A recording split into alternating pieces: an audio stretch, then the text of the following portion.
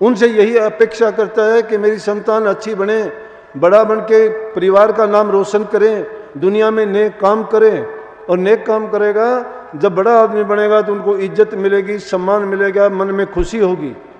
आप सभी को प्यार भरी राधा स्वामी जी। देखिए, जो आज का सत्संग का विषय है उसमें महाराज जी ने बताया कि अगर आपका मन और दिल पवित्र नहीं है तो बेशक चाहे आप गंगा में स्नान करो, चाहे आप कहीं पर भी भलाई और पुण्य कार्य करो, अगर आपके मन में खोट है, आपके मन में पाप है और आपने किसी का बुरा किया है, किसी का अहित किया है, तो उसके बदले आपको बुराई मिलेगा। आप जैसा कर्म करोगे आपको वैसा ही फल मिलेगा। और साथ ही महाराज ने बताया कि जो व्यक्ति अच्छे कर्म करता है वह व्यक्ति हमेशा खुश रहता है, उस व्यक्ति के घर में बरकत होती है और उसका परिवार एक रहता है, उसके परिवार में प्यार, प्रेम और शांति रहती है। और साथ ही महाराज ने बहुत प्यारी प्यारी बातें सत्संग बताई है। महाराज जी ने बताया जो गुरु के वचनों पर चलता है उस व्यक्ति का जीवन अच्छा बन जाता है। तो चलिए, आपका कीमती समय लेते हुए सत्संग को शुरू करते हैं। कृपया सत्संग को पूरा सुनकर पुण्य भागीदार अवश्य बनिए। राधा स्वामी। हमें भी ऐसे दिनों पे, ऐसे अवसरों पे संकल्प लेके जाना चाहिए और उनकी याद को हमेशा अपने दिमाग में ताज़ा रखना चाहिए कि संतों और महापुरुषों का जो दिखाया हुआ मार्ग था, जो रास्ता था, वो किसी एक समय के लिए नहीं, अकाल है वो एक काल में नहीं, किसी एक देश के लिए नहीं, एक जाति के लिए नहीं, एक धर्म के लिए नहीं, वर्ण वो पूरे संसार के सभी जीवों के लिए है। लेकिन सभी जीवों में सबसे उत्तम जीव तो इंसान ही है। इसीलिए संत इंसान के रूप में आके जो हमारे समाज में भ्रम, भ्रांति और आडंबर जो फैले होते हैं उनको मिटा के जो सही रास्ता है, जो मानव के कल्याण का, उसकी भलाई का दर्शाते हैं, उस पर चलाते हैं और उसी के लिए उपदेश करते हैं। क्योंकि संसार में जब से जीव आया है इसको ये ज्ञान नहीं रहा कि जिस जगह पे मैं हूँ ये यहाँ जेड़ है, मीठी जेड़ है। समझ में नहीं आती इसको, लेकिन समझ कब आती है? जब समय निकल जाता है। इसलिए संत और महापुरुष इंसान के रूप में आके इन चीज़ों का बखान करके, उनको उपदेश के द्वारा, शिक्षा के माध्यम से, सत्संगों के आयोजन करके उन जीवों को अपनी ओर खींचते हैं। और वो खींचने का मतलब होता है कि जब उन जीवों को ये लगता है कि हमारी भलाई के लिए, हमारे कल्याण के लिए और हमें एक सही रास्ता दिखाने के लिए संत सतगुरु काम करते हैं, तो कोई बिरले ऐसे होंगे लोग जो ये नहीं समझते कि वो अपना भला ना चाहते हैं। हम अपना भला चाहते हैं, लेकिन संसार की वस्तुओं को पाके तो सिर्फ हम इस संसार में ही खो जाते हैं। उनको प्राप्त करते हैं तो उनमें भी हमें सुख मिलता है, लेकिन शारीरिक सुख मिलता है। कुछ समय के लिए मानसिक शांति भी मिल जाती होगी, लेकिन जो विशेष सुख है जिसके लिए ये जीव तड़पता है वो आत्मिक आनंद और आत्मिक शांति है। आत्मिक आनंद और आत्मिक शांति तो संतों के दर्शन से, उनसे प्राप्त जो आशीर्वाद करते हैं उससे, और उनकी शिक्षाओं और उनके बताए हुए जो मार्ग है उसका अनुसरण करने से मिलती है। निस्संदेह रूप से आज गंगा स्नान है, उसका महत्व क्या है? हम कहते हैं कि गंगा पाप नाशिनी है।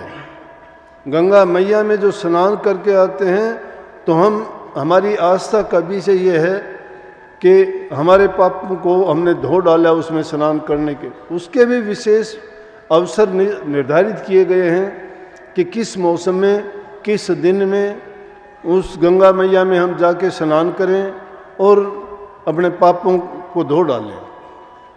तो वो तो एक काम करती है, सिर्फ हमारे जो हम मानते हैं कि शरीर के पाप हैं। वैसे तो संतों की भाषा अगर देखोगे, संतों ने इसको भी एक भ्रम मान के उनको सही रास्ता दिखाने का काम किया है। और वो कहते हैं कि अपराधी तीर्थ चला क्या फल पाया, कपट दाग धोया नहीं खाली अंग झिकोड़ा। कि कपट दाग तो मन के अंदर में छिपा हुआ है, उस कपट दाग को हम शरीर को स्नान करने से नहीं धो सकते। बाहर के यज्ञ हवन पूजा पाठ से उस कपट को, बुराई को दिल में छिपी हुई है नहीं निकाल सकते। उसी को सही रूप नानक साहब ने अपने ग्रंथों में, जो उनकी शिक्षा में से एक बात तो उन्होंने कही, वो कहते हैं भरिए हाथ पैर तन दे पानी धोते उतर से खे, मोत पलीती कापड़ होए ले साबण और लइये धोए, हुई है मति पापों के संग ओ धोपे नामे के रंग। वो कहते हैं कि अगर शरीर पे कोई मिट्टी लगी है, कोई दाग धब्बा लग गया है, तो वो पानी के धोने से उतर जाएगा, पानी के साफ करने से, नहाने से वो उतर जाता है, वो चाहे किसी जगह पे स्नान करो आप। लेकिन वो कहते हैं अगर कपड़ों में कोई दाग धब्बा पड़ जाता है तो उसको हम धो के साफ कर लेंगे, एक बार नहीं 2 बार कर लेंगे। ये तो साधारण से साधारण जीव जानता है, रोजाना के जीवन में हम करते भी हैं। नित्य प्रति के स्नान आप करते हो, हर चीज़ की सफाई, दांतों की, आँखों की करते हो, कपड़ों को भी आप रोज़ाना बदलते हो। जब उन पर कोई दाग धब्बा पड़ता है उसको अच्छी तरह साफ करते हो, उज्जवल कर लेते हो धो के। अगर वो दाग धब्बा नहीं उतरता है तो उस पर साबुन, सोडा या कोई दूसरी चीज़ लगा के उन दागों को साफ कर लेते हैं। लेकिन जो दाग हमारे मन के ऊपर पड़े हुए हैं उन दागों को हम कैसे धोएंगे? वो कपट दाग है। उस कपट दाग के लिए कबीर साहब ने वो बात कही है जो नानक साहब ने कही कि अपराधी आदमी अपराध करने के बाद तीर्थ पे जाता है। अपराध उसने किया है, लेकिन कब किया अपराध? जब उसके मन के विचार खराब हुए, जब उसकी मन में मलिनता आई, तो उसकी दुर्मति पैदा हुई, बुरे ख्यालात पैदा हुए, तो उसने शरीर के अंगों का उपयोग करके वो पाप कर्म, बुरा कर्म किया।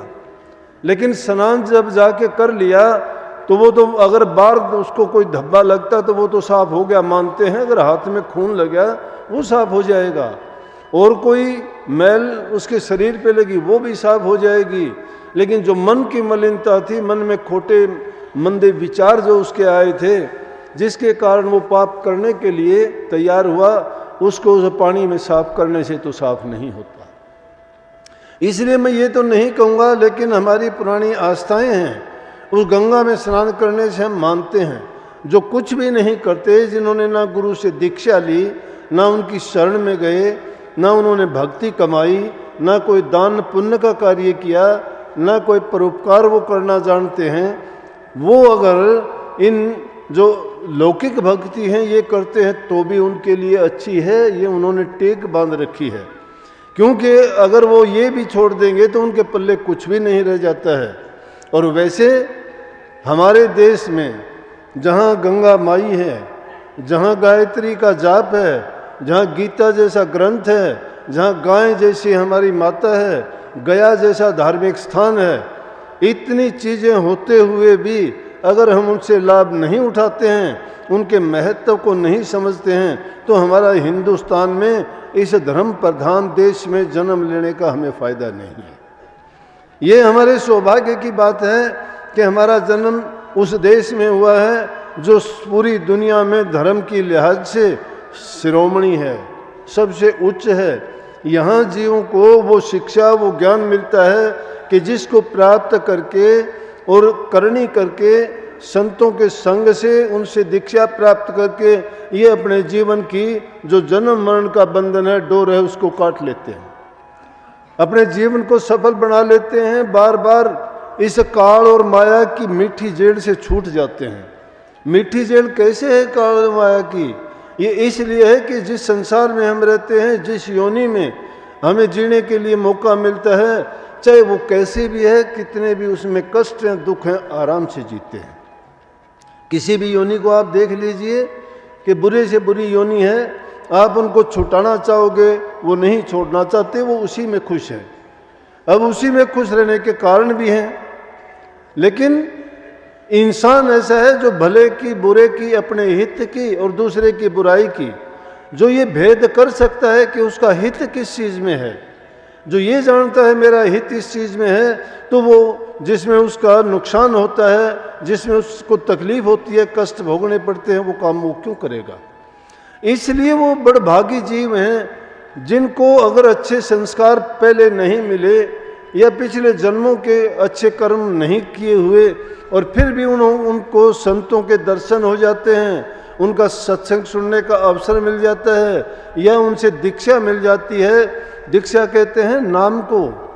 उनसे जब नाम मिल जाता है और उसे नाम की कमाई करके, जिसको कुछ लोग उपदेश के नाम से कहते हैं, कोई बीज मंत्र कह देते हैं, और मेरे से अगर पूछते हो तो मैं उसको कहता हूँ भक्ति करने का तरीका है वही नाम है।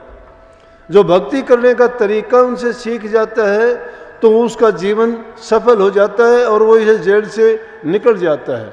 अन्यथा तो कभी फुर्सत लगे तो थोड़े बहुत समय के लिए एकांत में जब टाइम मिले, जब इन दुनियादारी के ऐशो आराम से, दुनियादारी के बंधनों से, संतान से, धन दौलत से, काम से, रिश्ते नातेदारों से, शरीर के सुख और आराम से, इनको सबको एक तरफ रख के कभी एकांत में बैठ के थोड़ा चिंतन करके देखा करो कि हम दुनिया में क्यों आए थे, हमारे पल्ले भी क्या है, क्या हमारे साथ जो आए, हमारे से पहले जो आए, वो क्या लेके गए हैं। जब कोई कुछ लेके नहीं गए, हम अपने आंखों के सामने जाते हुए देखते हैं, कई हमसे पहले आए थे वो भी गए, कई हमारे साथ के गए, कई हमारे से जाने से पहले ही जा चुके, हमारे आगे आए, आगे ही चले गए, लेकिन हम फिर भी नहीं चेते। जब ऐसी बुद्धि हमारी हो जाती है तब भी हम ये अपने मन के अंदर ख्याल नहीं करते कि हमारे जीवन का उद्देश्य क्या है। अरे इंसान का चोला परमात्मा के बाद में मैं कहता हूँ सबसे उत्तम है। नर्तन चोला मिला अमोला, कितनी खुशी की बात है। कहाँ जन्म मिला? नर तेरा चोला रतन अमोला। और जन्म होया ऋषि मुनियों में। हमारे देश में संत ऋषि मुनि महापुरुष यही हुए हैं जिन्होंने उस भेद को प्रकट करके बता दिया, जीवों को समझा दिया कि किस कर्म के करने से, किस प्रकार की भक्ति करने से आपको अपने उद्देश्य में कामयाबी मिलेगी। इसीलिए उन संत महापुरुषों की शरण मिल जाते हैं तो उनके ढिंग जाके उनके दर्शन करने से, उनकी सेवा करने से, उनकी भक्ति करने से। अब ये सारी अलग अलग चीज़ हैं। शास्त्रों में बहुत कुछ लिखा गया है, लेकिन शास्त्रों की बात को अगर नहीं भी मानते हैं, इतनी फुर्सत नहीं है इंसान को। जब तक दुनिया में जीते हो एक पल के लिए फुर्सत नहीं किसी को भी। लेकिन फुर्सत कब मिलती है? जब उस टाइम देखा करो शरीर को काम करने के लायक नहीं रहता इंसान का।